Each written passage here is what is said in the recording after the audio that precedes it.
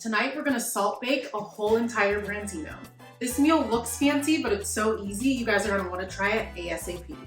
I know you're gonna ask, so I got this branzino from Costco. It is just under 3 pounds for a total of $26.07.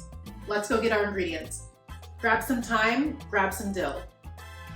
Grab a lemon, and we're gonna need the egg whites from 3 eggs. I'm gonna start by cracking the eggs around the outside to get the egg yolks out. This is my technique. I know that there's a lot of different ways to separate your yolks, but this is what my mom taught me when I was younger, and this is what I have stuck with for so long. Now we're gonna mix 2.5 cups of kosher salt with those egg whites. Our goal when we're mixing this together is to get it to a sort of sand consistency. So if you feel like you need less or more egg whites, go ahead and manipulate it the way you need to. Now I've just got a fork, and I know that this amount of egg whites is gonna be enough. Just mix it together. We don't want it wet. We, again, just want it like a sand-like substance. Oh, this is gonna be good. Yes, wet sand is what we're going for. This is perfect. Now we're going to cut up some lemon slices for not only the inside of the cavity of the fish, but also the top outside as well. I'll next generously pepper the inside and the outside of the fish.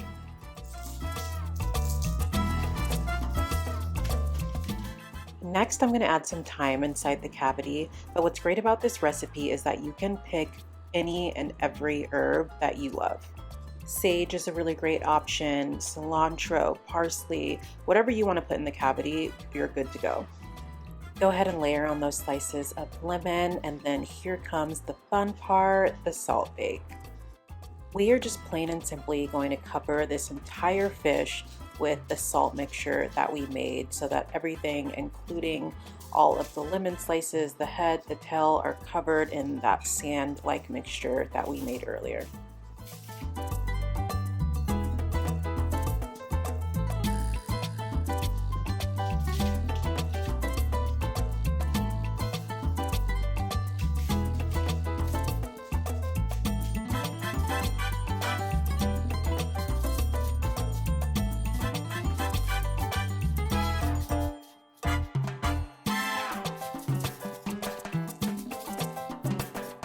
Now we're gonna stick it at the oven at 400 degrees for 15 minutes. What you're looking for here is for the salt to form a very hard crust that won't crack if you type it lightly with a fork.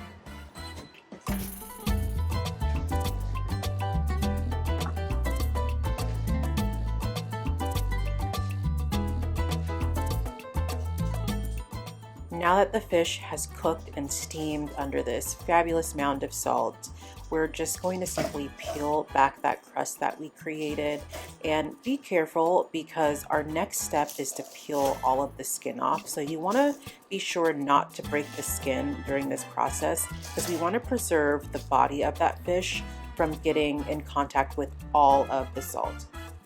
Once the shell is off, it's time to peel off the skin. This is so satisfying, and what you're going to be left with is this perfectly steamed flesh of the fish that is not salty because that skin was protecting it. And the texture is going to be perfection because it's almost impossible to overcook this since you're steaming it. The last step is to separate the fillet, take out any remaining bones that might be in there, and serve it to whoever is deserving of the most amazing meal that looks like it took you all day to cook, but really only took about an hour. Bon appetit, my friends, and I will see you at the next recipe.